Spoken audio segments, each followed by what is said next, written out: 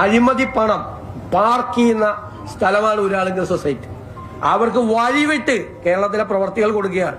ശാസ്ത്രീയമായ ഗവേഷണം നടത്തി കേരളത്തിൽ അഴിമതി നടത്തുമ്പോൾ ആ പെട്ടിയിരിക്കുന്ന സ്ഥലത്തേക്ക് ഊരാളുങ്കലിലെ ലാഭവും ഊരാളുങ്കലിലെ കമ്മീഷനും ഒക്കെ പോകുന്നത് ആ പെട്ടിയിരിക്കുന്ന സ്ഥലത്തേക്കാണ്. കേരളത്തിന്റെ ഖജനാവ് കൊള്ളയടിക്കുകയാണ്. നമസ്കാരമുണ്ട്. ഇത് നമ്മുടെ ഇപ്പോഴത്തെ മുഖ്യമന്ത്രി സതീശൻ സാറ് പണ്ട് പ്രതിപക്ഷ നേതാവായിരുന്നപ്പോൾ അന്നത്തെ ഭരണകക്ഷിയായ CPM-ന് നേരെ നടത്തിയ കടന്നാക്രമണത്തിന്റെ ഒരു ഭാഗമാണ് ഈ സർക്കാർ കോൺട്രാക്ട് ഒക്കെ ഉണ്ടല്ലോ, ഈ നിർമ്മാണ പ്രവൃത്തികളൊക്കെ. അത് ഒരു കയ്യും കണക്കും ഇല്ലാതെ, ഒരു നിയമാനുസൃതമല്ലാതെ ഊരാളുങ്കൽ എന്നൊരു സൊസൈറ്റിക്ക്, ലേബർ സൊസൈറ്റിയാണ് കേട്ടോ, തൊഴിലാളികൾ മാത്രമുള്ള ഒരു സൊസൈറ്റിയാണത്. അവരെന്നെയാണ് ഭരിക്കുന്നതും അവർ തന്നെയാണ് പണി നടത്തുന്നതും. അങ്ങനെ കേരളത്തിലെ നല്ല എനിക്ക് ഒരുപാട് സ്ഥലത്ത് ഇവർ നല്ല തോതിൽ പണിയൊക്കെ ചെയ്തുകൊണ്ടിരിക്കുന്നതിൻ്റെ ഒരു നല്ല റെക്കോർഡുള്ള ഒരു സ്ഥാപനമാണ്, നിർമ്മാണ കമ്പനിയാണ്. അതുകൊണ്ട് കേരളത്തിലെ ഓരോ കൊച്ചുകുട്ടിക്കും ഈ ഊരാളുങ്കൽ സൊസൈറ്റിയെ പറ്റി അറിയാം.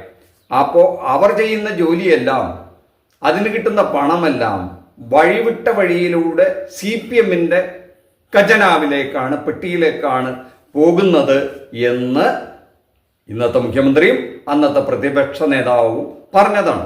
അപ്പോൾ മലയാളികൾക്കും സംശയം തോന്നുമല്ലോ.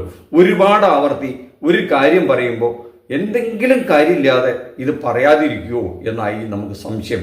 ഇത് കേൾക്കുന്നവർക്ക് ഒരു സംശയം ഉണ്ടാവുമല്ലോ. കാരണം അഴിമതിയൊന്നും ഇല്ലാതെ ഈ ഒരു സർക്കാർ ലെവലിൽ എന്തെങ്കിലും ഒരു പണി നടക്കുക എന്നൊക്കെ പറഞ്ഞാൽ വിശ്വാസം ഉണ്ടാവില്ല. 1,00,000-ന്റെ പണിയായാലും ശരി, എല്ലാവർക്കും അറിയാം അതിൻ്റെ പകുതി കാശ് പോലും അവിടെ ചെലവഴിക്കില്ല. ബാക്കിയെല്ലാം പോകുന്നത് നാനാ വഴികളിലൂടെ ആയിരിക്കുന്നുള്ളത്. എന്നാൽ തെളിവുണ്ടോ എന്ന് ചോദിച്ചാൽ ആർക്കും ഒരു തെളിവും പറയാനുണ്ടാവില്ല. അത് പോകുന്ന വഴിയൊക്കെ ഉണ്ട് എന്ന് മാത്രം എല്ലാവർക്കും അറിയാം.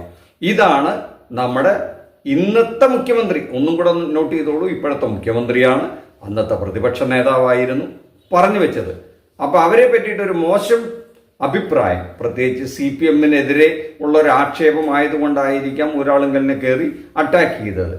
ഇദ്ദേഹത്തിന് മാത്രമല്ല കേട്ടോ, അഖിലേന്ത്യാ നേതാവായ നമ്മുടെ KC സാറിനും ഏതാണ്ട് ഇതേ അഭിപ്രായമാണ്. അദ്ദേഹം പറയുന്ന കുറച്ച് ഭാഗം കൂടെ കേട്ടാൽ നമ്മുടെ പ്രേക്ഷകർക്ക് ഒരു കാര്യം മനസ്സിലാവും. അതെന്താണെന്ന് കേട്ടു നോക്കൂ. ഏറ്റവും അഴിമതി നിറഞ്ഞ സർക്കാരായിരുന്നു കഴിഞ്ഞ 5 വർഷത്തെ, പ്രത്യേകിച്ച് പിണറായി വിജയൻ സർക്കാർ. അതിൽ ഏറ്റവും മർമ്മസ്ഥാനത്ത് ഞാൻ പ്രധാനപ്പെട്ട കാര്യം ഉന്നയിക്കാൻ ആഗ്രഹിക്കുകയാണ്. ഏറ്റവും മർമ്മസ്ഥാനത്തുള്ളത് ഊരാളുങ്കൽ എന്ന് പറയുന്ന കമ്പനിയാണ്. കേരളത്തിലെ ഇടതുപക്ഷ ഭരണത്തിന്റെ പ്രഭവ കേന്ദ്രവും അത് അവസാനിക്കുന്നതുമെല്ലാം ഊരാളുങ്കലിലാണ്. KC വേണുഗോപാൽ സാറ് നമ്മുടെ സതീശൻ സാറിനെയും കടത്തിവെട്ടി ഒരു പടി കൂടെ മുന്നോട്ട് പോയി കൃത്യമായിട്ടുള്ള അധിക്ഷേപം ഈ CPM-ന് എതിരെ ഉന്നയിച്ചു. കാരണം CPM-ന്റെ ഭരണം തുടങ്ങുന്നതും അവസാനിക്കുന്നതും ഈ ഊരാളുങ്കലിലാണെന്ന് പറഞ്ഞു വെച്ചാൽ പിന്നെ ഇനി അതിനപ്പുറം എന്താ പറയാനുള്ളത്?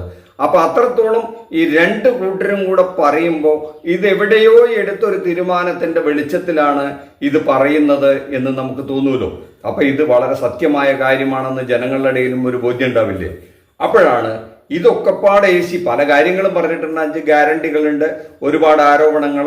ഈ ദാഷ്ട്യക്കാരനായ ഈ രാജാവിനെ പോലെയുള്ള ഭരണാധികാരിയായ മുഖ്യമന്ത്രി, ഇതെല്ലാം കൂടെ ചേർന്നാണ് LDF-ന്റെ കഥ കഴിച്ച് 102 സംഖ്യയുടെ നല്ല തടിമിടുക്കോടുകൂടി നമ്മുടെ പുതിയ മുഖ്യമന്ത്രി സതീശൻ സാറിന്റെ ഭരണം അങ്ങ് വരുന്നത്. അപ്പൊ നിയമസഭാ സമ്മേളനം തുടങ്ങി. ഈ ഊരാളുങ്കൽ ഈ 102 പേരുടെ മനസ്സിലുണ്ടാവുമല്ലോ. ഇതൊക്കെ കണ്ടും ആവേശം കൊണ്ടും ഇലക്ഷൻ കാലത്തൊക്കെ ഒരുപാട് പ്രചരിപ്പിച്ചു കാണുമല്ലോ. അപ്പോൾ ഇത് നിയമസഭയിലും കൂടെ ഒന്ന് പറഞ്ഞ് പൊലിപ്പിച്ചു കളയാം എന്ന് വിചാരിച്ച് അതിലംഗങ്ങൾ ഓരോരുത്തരായി ഊരാളുങ്കലിനെ പറ്റി ഈ സംശയങ്ങളൊക്കെയാണ് ചോദിക്കാൻ തീരുമാനിച്ചു. അന്നത്തെ നിയമസഭ കണ്ടാൽ തന്നെ നമുക്ക് തോന്നും ഇത് ഊരാളുങ്കലിനെ പറ്റി ചർച്ച ചെയ്യാൻ വേണ്ടി മാത്രം ചേർന്ന ഒരു ദിവസമാണോ എന്ന് തോന്നുന്ന വിധത്തിലായിരുന്നു ആൾക്കാരിങ്ങനെ എഴുന്നേറ്റ് ചോദ്യങ്ങൾ ചോദിച്ചുകൊണ്ടിരുന്നത്. അപ്പം നമ്മുടെ ഈ പൊതുമരാമത്ത് വകുപ്പ് മന്ത്രിയില്ലേ, അദ്ദേഹത്തിന് സത്യം പറയേണ്ടി വരുമല്ലോ, നിയമസഭയിലെ രേഖകളിൽ കാണുമല്ലോ. അപ്പം അതുകൊണ്ട് ആ സത്യം എന്താണ് എന്നും കൂടെ ഇപ്പോൾ നമ്മുടെ പൊതുജനം അറിഞ്ഞു കഴിയുമ്പോൾ അന്ന് ഈ ആക്ഷേപം ഉന്നയിച്ച നേതാക്കളുടെ ഉദ്ദേശം എന്തായിരുന്നു എന്ന് നമുക്ക് മനസ്സിലാകും. അതും കൂടെ നമ്മുടെ പ്രേക്ഷകർ കേട്ട് ഈ വിലയിരുത്തൽ നടത്താൻ പറ്റുമെങ്കിൽ വിലയിരുത്തട്ടെ എന്ന് മാത്രമേ പറയാനുള്ളൂ. വിവിധ സർക്കാർ ഉത്തരവ് പ്രകാരം ഊരാളുങ്കൽ ലേബർ കോൺട്രാക്ട് സൊസൈറ്റിക്ക് ടെൻഡർ മുഖാന്തരം പ്രവൃത്തികൾ നൽകുന്നതിന് മുൻഗണന നിലവിലുണ്ട്. സഹകരണ വകുപ്പിന്റെ GOMS 13/11/97 പ്രകാരവും GOMS PWD 19/3/2004 പ്രകാരവും മറ്റ് കരാറുകാർക്ക് കോട്ട് ചെയ്ത തുകയിൽ നിന്ന് 10% കൂടിയ നിരക്ക് മാത്രമാണെങ്കിൽ സൊസൈറ്റി കോട്ട്. പൊതുമരാമത്ത് വകുപ്പിന്റെ പ്രവൃത്തികളിൽ ഊരാളുങ്കൽ കോപ്പറേറ്റീവ് സൊസൈറ്റിക്ക് നടപടിക്രമങ്ങൾ പാലിക്കാതെ പ്രവൃത്തി അനുവദിച്ചതായി ശ്രദ്ധയിൽപ്പെട്ടിട്ടില്ല. പൊതുമരാമത്ത് വകുപ്പിന്റെ പ്രവൃത്തികളെല്ലാം തന്നെ ഗുണനിലവാര പരിശോധന കർശനമായി പാലിക്കുന്നുണ്ട്. PWD മാനുവൽ, SPD കണ്ടീഷൻ എന്നിവ അനുസരിച്ചാണ് ഇവ നടപ്പിലാക്കുന്നത്. ഗുണനിലവാരം ഉറപ്പുവരുത്തുന്നതായി ക്വാളിറ്റി കൺട്രോൾ മാനുവൽ അവലംബിച്ചു വരുന്നു. ഗുണനിലവാര പരിശോധന ഫലത്തിന്റെ അടിസ്ഥാനത്തിലാണ് കരാറുകാർക്ക് ബിൽ തുക നൽകുന്നത്. ഊരാളുങ്കൽ സൊസൈറ്റി വഴി നിർമ്മിക്കുന്ന പ്രവൃത്തികളുടെ നിർമ്മാണ മേൽനോട്ട ചുമതല അവരുടെ സ്വന്തം എഞ്ചിനീയർമാർക്കാണോ? പൊതുമരാമത്ത് വകുപ്പിന്റെ നിരീക്ഷണം ഇക്കാര്യത്തിൽ ഉണ്ടോ എന്ന് വ്യക്തമാക്കാമോ? സർ, സാധാരണ പൊതുമരാമത്ത് പ്രവൃത്തികളുടെ നിരീക്ഷണം ഒക്കെ പൊതുമരാമത്ത് വകുപ്പിന്റെ കീഴിലുള്ള എഞ്ചിനീയർമാരും ബന്ധപ്പെട്ട ഉദ്യോഗസ്ഥന്മാരും, കരാറുകാർ അവരുടെ കോൺട്രാക്ടർമാർ അവർ എഞ്ചിനീയർമാരെ സൈറ്റിൽ വെക്കുന്നുണ്ടാവും. പക്ഷേ ഔദ്യോഗികമായിട്ട് എല്ലാ കാര്യങ്ങളും പൊതുമരാമത്ത് വകുപ്പ് ആണ് നിരീക്ഷിക്കുന്നത്. സർ, ഊരാളുങ്കൽ സൊസൈറ്റിക്ക് പൊതുമരാമത്ത് വകുപ്പിന്റെ 165 പ്രവൃത്തികളിൽ റോഡ് വിഭാഗത്തിൽ 61 പ്രവൃത്തികളാണ് ഉള്ളത്.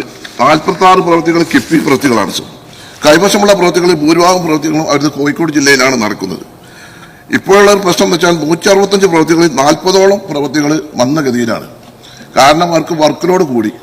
മുമ്പ് ഒരു ഏരിയ മാത്രം, ഇപ്പൊ കാസർഗോഡ് മുതൽ പാറശാല വരെ എല്ലാവിധ പ്രദേശങ്ങളിലും വർക്ക് നടക്കുന്നുണ്ട്. ഈ അടുത്ത കാലത്ത് അവരുടെ പ്രവർത്തനങ്ങളിൽ വർക്കുകളിൽ ഒരു മന്ദീഭവനം വന്നിട്ടുണ്ട്.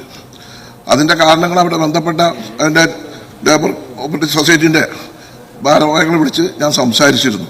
ഈ പ്രവൃത്തി വളരെ വളരെ മന്ദഗതിയിലായതുകൊണ്ട് പ്രവൃത്തി വേഗത്തിലാക്കണമെന്ന് പറഞ്ഞിട്ടുണ്ട്. ഊരാളുങ്കൽ ലേബർ കോൺട്രാക്ട് സൊസൈറ്റിയുടെ എസ്റ്റിമേറ്റുകൾ അവർ ഏറ്റെടുക്കുന്ന പ്രവൃത്തികളുടെ എസ്റ്റിമേറ്റുകൾ അവർ തന്നെയാണ് തയ്യാറാക്കുന്നതെന്നൊരു സംസാരം കഴിഞ്ഞ സർക്കാരിന്റെ കാലത്ത് ഉണ്ടായിരുന്നു.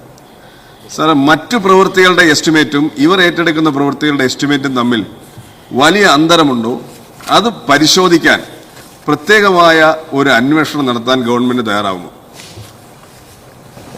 സർ, അങ്ങനെ ഒരു കാര്യം ശ്രദ്ധയിൽപ്പെട്ടില്ല. ഏതാനും ഇവിടെ മെമ്പർ സൂചിപ്പിച്ചതുപോലെ അക്കാര്യം ഉണ്ടെങ്കിൽ ഒന്ന് പരിശോധിക്കാം. അവര് ആദ്യം നല്ല ക്വാളിറ്റി വർക്കായിരുന്നു, അതുകൊണ്ടാണ് എല്ലാവരും ഊരാളുകളുടെ പിന്നാലെ പോയത്. വർക്കിനോട് കൂടി ഇപ്പൊ അവരുടെ നിയന്ത്രണത്തിലല്ല കാര്യങ്ങൾ എന്നുള്ളത് നിങ്ങൾക്കും എനിക്കും എല്ലാവർക്കും നാട്ടുകാർക്കും അറിയാം. ഒരുപാട് കാലമായി നാട്ടിൽ പ്രവർത്തിച്ചുകൊണ്ടിരിക്കുന്ന ഒരു പ്രസ്ഥാനമാണ്. പക്ഷേ നേരത്തെ ഉള്ളതിൽ നിന്ന് വ്യത്യസ്തമായി ഇപ്പോൾ അവർക്ക് ഒരുപാട് വർക്കുകൾ കിട്ടുന്നു എന്ന് പറയുന്ന ഒരു അവസ്ഥ കഴിഞ്ഞ 10 വർഷമായിട്ട് സംജാതമായിട്ടുണ്ട്. ബന്ധപ്പെട്ടുകൊണ്ട് അറ്റ് എ ടൈം എടുക്കാൻ പറ്റുന്ന വർക്കുകളുടെ എമൗണ്ടുമായി ബന്ധപ്പെട്ട് 2018 തന്നെ ഒരു CAG റിപ്പോർട്ട് ഉണ്ടായിരുന്നതായി ശ്രദ്ധയിൽപ്പെട്ടിട്ടുണ്ട്. അതോടൊപ്പം ഇവർക്ക് വഴിവിട്ട രീതിയിൽ ഏതെങ്കിലും വർക്കുകൾ കൊടുക്കുന്ന അങ്ങയുടെ ശ്രദ്ധയിൽപ്പെട്ടിട്ടുണ്ടോ? ഈ കാലതാമസം കാര്യങ്ങളൊക്കെ ഒരു സംവിധാനം ഉണ്ടല്ലോ, ഒരു എഗ്രിമെന്റിന്റെ ഭാഗമായിട്ടാണല്ലോ പോകുന്നത്. അപ്പൊ അതിന്റെ അനുസരിച്ചുള്ള നിയമ നടപടികൾ സ്വീകരിക്കാം.